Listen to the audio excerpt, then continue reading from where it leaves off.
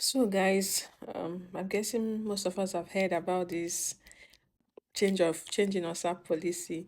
That OSAP is the Ontario Students Loan Stroke Grant that majority of Ontario Ontario students benefit from.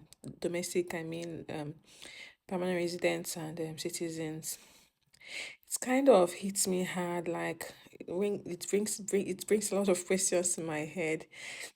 A lot of policy changes that have happened last year, last 2 years in Canada, especially towards immigrants and international students. Like it's making me ask the question: Are immigrants really the problem?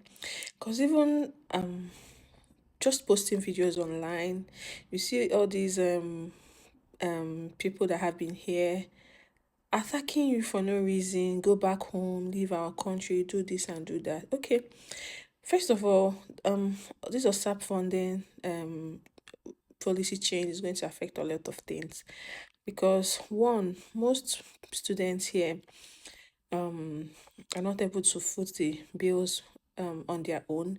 They tend to get this OSAP funding to support their schooling.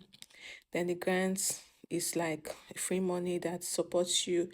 It kind of reduces the pressure on you from working, and then when you graduate, how much you're going to pay back. So now that this funding has been removed, many people will be discouraged from going to school. Like, I mean, many people come from low income backgrounds. Many people are already in bad debts. Imagine putting your head inside this one too. Like, it's crazy. And then these things are emanating from the fact that international students, like the number of international students that come here, have been drastically reduced because of the policy surrounding the whole thing. And it clearly shows that international students contribute a lot of money to the economy. Immigrants in general contribute a lot of money to the economy. Because, for example, even when you're coming via the permanent residency route, you're coming with a lot of money via your POF, proof of funds, and you're still going to spend it in the Canadian economy. International students, you don't even talk about this. They pay a lot of school fees, they spend a lot of money into this economy. And these people are still bashing you, go home, don't do this, don't do that. So now that they are no longer international students, where would the government get the money from? Because obviously they are the ones supporting the whole education system. It's going to affect everyone. Even as an immigrant, I was a beneficiary of OSAP, and I know how much it helps my family. First, most immigrants that come, no matter how much you come with, unless you're really very rich from your back home country. For example, me coming from my country with the fucked up exchange rates, like you come here, convert the money you came with, and you see it's nothing in the Canadian economy. Most of us go back to school for two reasons. One, to get the Canadian degree or certificate so that you can be able, or a certificate so that you can be able to get a better job instead of the menial one you were do worse one you were doing previously, and to fit in better into the Canadian workplace. Then the second main reason is the funding.